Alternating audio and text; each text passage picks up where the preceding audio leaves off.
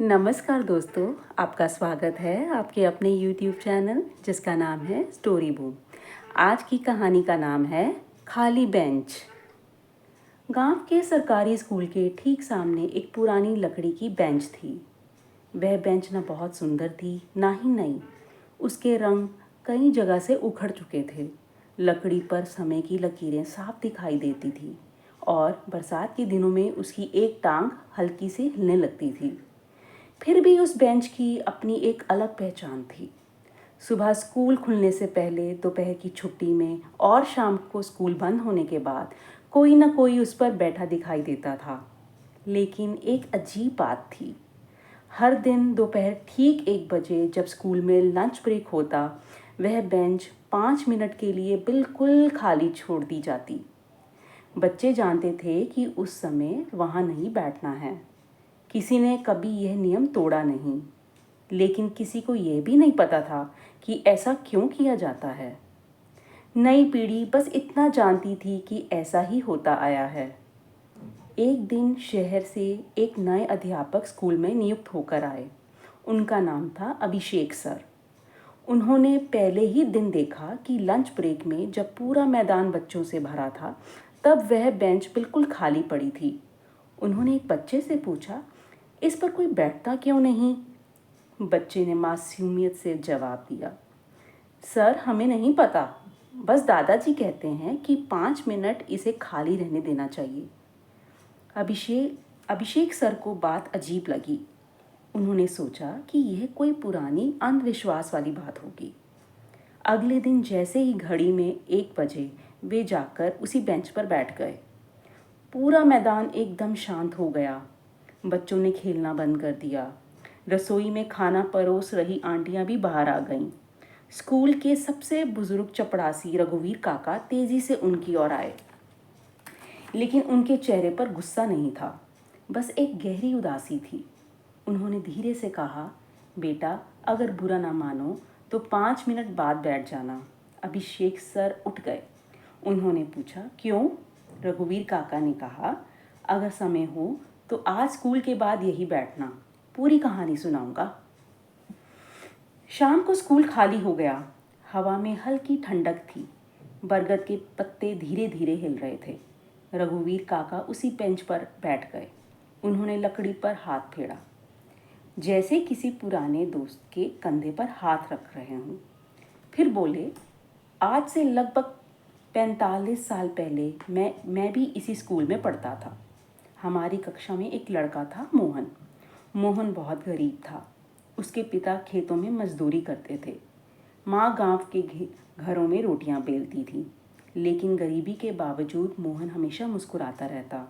उसके पास किताबें कम थी, जूते फटे हुए थे, स्कूल बैग की जगह कपड़े का थैला था, लेकिन सपने बहुत बड़े थे। वह अक्सर कहता, एक दिन मैं मास्टर बनूंगा ताकि गांव का कोई बच्चा सिर्फ गरीबी की वजह से पढ़ाई ना छोड़े। हर दिन लंच ब्रेक में बाकी बच्चे अपने अपने टिफिन खोलते। किसी के पास पराठे, किसी के पास पूड़ी, किसी के पास मिठाई, लेकिन मोहन चुपचाप इसी बेंच पर बैठ जाता।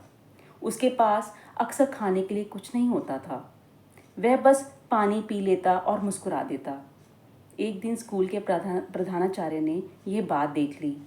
अगले दिन वे घर से 2 रोटियां और आलू की सब्जी लाए। उन्होंने किसी को बताए बिना मोहन के बगल में बैठकर कहा, अरे मैं आज अपना टिफिन घर भूल गया, क्या तुम मेरे साथ ये खाना बांटोगे? मोहन मुस्कुराया। उसे लगा सचमुच मास्टर जी टिफिन भूल गए हैं। उस दिन दोनों ने साथ खाना खाया। अगले दिन भी यही हुआ, फिर उसके अगले दिन। धीरे धीरे यह रोज़ की आदत बन गई। पूरा स्कूल यही समझता रहा कि दोनों साथ खाना पसंद करते हैं, लेकिन सच केवल 2 लोगों को पता था, एक मास्टर जी और भगवान। वर्षों बाद मोहन ने पढ़ाई पूरी की। वह शहर गया, बीएड किया, फिर प्रतियोगी परीक्षा पास की। सबको लगा कि अब वह शहर में ही नौकरी करेगा, लेकिन उसने पहली पोस्टिंग के लिए वही गांव चुना, वही स्कूल, वही बरगद और वही बेंच। पहले दिन जब वह शिक्षक बनकर स्कूल पहुंचा, तो सबसे पहले उसी बेंच के सामने जाकर खड़ा हो गया। उसकी आंखें भर आईं। उसी समय किसी ने पीछे से आवाज़ दी, मास्टर साहब। मोहन मुड़ा। सामने वही बूढ़े प्रधानाचार्य खड़े थे जो अब रिटायर हो चुके थे। दोनों एक दूसरे को देखते रहे। मोहन उनके चरणों में झुक गया, रोते हुए बोला, गुरुजी, अगर उस दिन आपने अपना टिफ़िन भूलने का नाटक ना किया होता तो शायद मैं भूख से हार जाता। प्रधानाचार्य मुस्कुराए।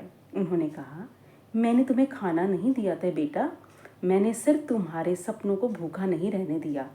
कुछ ही वर्षों बाद वही प्रधानाचार्य इस दुनिया से चले गए। उनकी अंतिम इच्छा थी दोपहर 1:05 तक उस बेंच को खाली छोड़ देना, ताकि हर बच्चा याद रखे कि किसी का भविष्य बदलने के लिए कभी कभी केवल उसके पास बैठना ही काफ़ी होता है। तभी से यह परंपरा शुरू हुई। कोई भाषण नहीं, कोई समारोह नहीं, बस 5 मिनट की खामोशी। रघुवीर काका की आवाज़ भर्रा गई।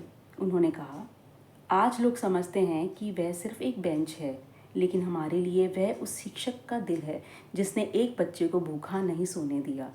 अभिषेक सर की आंखें नम हो चुकी थीं। अगले दिन वे घर से 2 अतिरिक्त टिफ़िन लेकर आए, लेकिन उन्होंने किसी बच्चे को सीधे नहीं दिया। उन्होंने वही तरीका अपनाया। एक बच्चे के पास बैठकर बोले, लगता है आज मैं अपना टिफ़िन भूल आया हूँ, क्या तुम मेरे साथ खाना बांटोगे? वह बच्चा मुस्कुरा दिया। इतिहास फिर से दोहराया जा चुका था। साल बीतते गए। अभिषेक सर भी उसी स्कूल की पहचान बन गए। जब वे सेवानिवृत्त हुए तब पूरे गांव ने उनसे पूछा, सर, आपकी सबसे बड़ी उपलब्धि क्या रही? उन्होंने मन से सीधा नीचे उतरकर उसी पुरानी बेंच पर हाथ रखा और कहा, मैंने कोई इमारत नहीं बनाई, मैंने सिर्फ इस बेंच को कभी खाली नहीं होने दिया। फिर उन्होंने बच्चों की ओर देखकर कहा, याद रखना, दुनिया बदलने के लिए हमेशा बड़े काम नहीं करने पड़ते। कभी कभी किसी अकेले इंसान के पास 5 मिनट बैठ जाना भी उसकी पूरी ज़िंदगी बदल देता है। आज भी उस स्कूल में दोपहर ठीक 1 बजे 5 मिनट के लिए वह बेंच खाली रहती है। नए बच्चे आते हैं, पुराने चले जाते हैं, लेकिन वह परंपरा आज भी जीवित है। और हर साल अंतिम दिन प्रधानाचार्य केवल एक वाक्य कहते हैं, अगर जीवन में कभी किसी को अकेला बैठा देखो तो उसके पास जाकर बैठ जाना। हो सकता है उसे सलाह नहीं, सिर्फ साथ चाहिए हो। बरगद का पेड़ आज भी वहीं खड़ा है। बेंच अब और भी पुरानी हो चुकी है, लेकिन उस पर बैठकर बदली हुई जिंदगियों की कहानियाँ आज भी नई लगती हैं। तो इस कहानी की सीख ये है कि कई बार हम किसी की मदद पैसे देकर नहीं, बल्कि उसके साथ बैठकर, उसे सुनकर और उसे यह एहसास दिलाकर करते हैं कि वह अकेला नहीं है। इंसान को सबसे ज़्यादा ताकत साथ मिलने से मिलती है। तो दोस्तों, मुझे पूरी आशा है कि ये कहानी आपके मन को ज़रूर छुई होगी। यदि ऐसा है तो कृपया आप हमारे चैनल को सब्सक्राइब करें, लाइक, शेयर व कमेंट भी करें। हम बहुत जल्द आपके सामने एक नई कहानी के साथ फिर से हाजिर होंगे।